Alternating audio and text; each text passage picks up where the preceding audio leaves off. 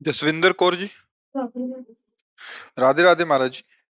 महाराज जी, जब हम किसी दुनिया की वस्तु की तरफ जाते हैं और मेहनत करने पर भी कुछ फल नहीं मिलता, तो हमें उस रास्ते को छोड़ देना चाहिए या स्वीकार कर लेना चाहिए कि ये भगवान की इच्छा है। हाँ, यदि वो सत्य मार्ग है, धर्म पूर्वक किया जा रहा है और उसका सही फल आपको नहीं मिल रहा है, तो हारना नहीं चाहिए। इस बार सही नहीं मिला तो आगे मिलेगा, क्योंकि अगर हमारा वो फल में विघ्न पड़ रहा है तो कोई पूर्व का कर्म है जिसका नाश हो रहा है, फल नहीं प्राप्त हो रहा, पर ये मार्ग सही है इसलिए हम हटेंगे नहीं, तो हमें एक दिन फल की प्राप्ति अवश्य हो जाएगी। ये तो मतलब प्रमाणित बात है। विद्यारण्य नाम के बहुत बड़े महापुरुष हुए, सन्यासी हुए सन्यास मार्ग में। तो गरीब ब्राह्मण के घर जन्मे हुए थे। बहुत गरीबी थी, खाने को भी नहीं था। तो उन्होंने सोचा कि मैं बालक हूं, क्या कर सकता हूं। तो यज्ञोपवीत हो गया था, गायत्री मंत्र मिला था। तो गायत्री का पुरस्चरण होता, 24 लाख गायत्री मंत्र जपने को एक पुरस्चरण कहते हैं। उन्होंने अनुष्ठान लिया कि हे गायत्री माँ, मुझे धन मिले जिससे मेरे माता पिता की सेवा हो सके। एक पुरस्चरण किया, कुछ नहीं हाथ लगा। दूसरा पुरस्चरण, 23 पुरस्चरण किए, 23 पुरस्चरण, 24-24 लाख गायत्री मंत्र के। फिर माता पिता इतने पधार गए, बहुत लंबा समय व्यतीत हुआ और उन्होंने सन्यास ले लिया। जे भी सन्यास लिया तो साक्षात माता गायत्री सामने प्रकट, और उनका जो तुम चाहो, देवराज इंद्र का पद भी चाहो तो तुम्हें दे। बोली माता, मुझे जरूरत थी, मेरे माता पिता भूखों मर गए, उनके लिए मैं आपका मन। बोले तुम्हारे 24 ऐसे महापाप थे जिनके कारण तुम्हें धन का सुख नहीं मिल सकता था।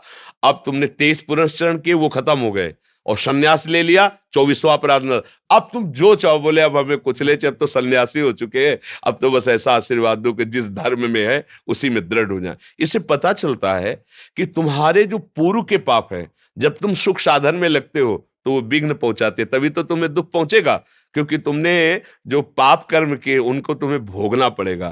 तो अब जैसे किसी पापी आदमी को देखा जाता है, वो जो करता सफल होता चला जाता है, तो आपको संशय हो जाएगा कि हम तो धर्म से चल रहे, जो करते उसमें निष्फलता, और ये सफल होता चला जा रहा है, क्योंकि उसका सर्वनाश होना है।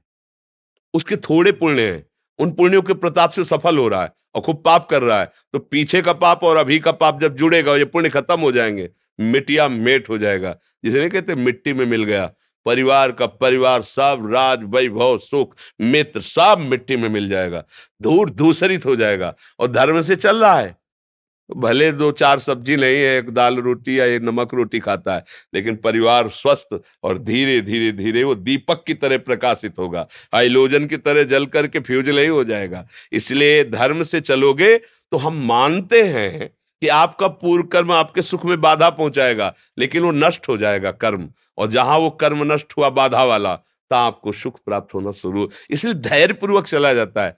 किसी भी धर्मात्मा पुरुष के चरित्र को आप पढ़ करके देखो, तो आपको मिलेगा कई विपत्तियां आती है, कई संकट, तो उससे थोड़ी आ रहे हैं जो अभी कर रहे हैं।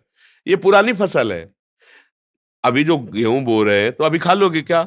वो तो 5-6 महीना लगेंगे फसल परिपक्व होने। तो अभी हम भजन कर रहे हैं और अभी हमें कष्ट मिल रहा है, ये हमारी पुरानी फसल है, हमारा स्टॉक है, वो चल रहा है। अब हम लोग समझते नहीं ना, तो लगता है जब से माला शुरू किया, जब से आरती शुरू की, तभी से सारी विपत्ति टूट पड़ी। ऐसा नहीं है। उसका समय निश्चित है, तुम्हारा कर्म निश्चित है। अगर भजन ना भी करते तो भी वो आके तुम्हें दंड देता। भजन कर रहे हो, जल्दी जल्दी निपट जाएगा, आगे सुख ही सुख है।